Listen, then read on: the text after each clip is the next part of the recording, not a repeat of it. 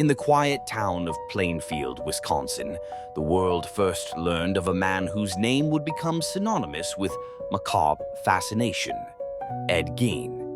Known as the Butcher of Plainfield, Gein's story would inspire countless tales of horror etched into the cultural psyche.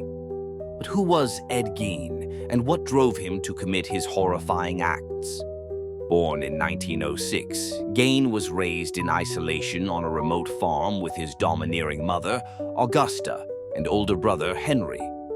Augusta was a fervent, puritanical woman who instilled in her sons a fear of immorality, preaching the innate sinfulness of women.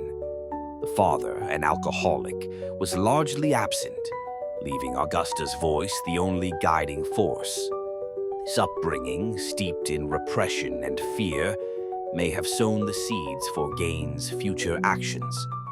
After the death of his father and, later, his beloved mother, Gein found himself alone, drifting through an existence defined by loss and isolation. The farm became a shrine to his mother, with rooms sealed in preservation of her memory.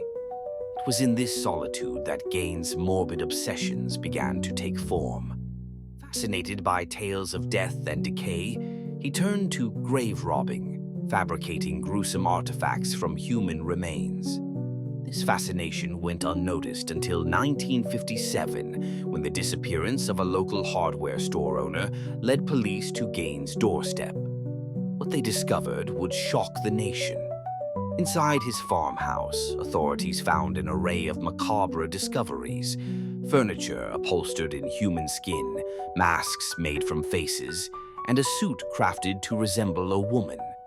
Gein's crimes, far from random acts of violence, illustrated a deeply disturbed psyche. He confessed to the murders of 2 women, but it was the ghastly abominations within his home that revealed the depths of his madness. Psychological evaluations of Gein presented a complex portrait. Diagnosed with schizophrenia, his mind was a labyrinth of delusions and fixations. Psychiatrists suggested that his gruesome activities were attempts to resurrect his deceased mother, through whom he sought comfort and protection. His actions were not driven by a desire for violence, but rather a twisted longing for connection and identity. The story of Ed Gein does not end in blood and horror.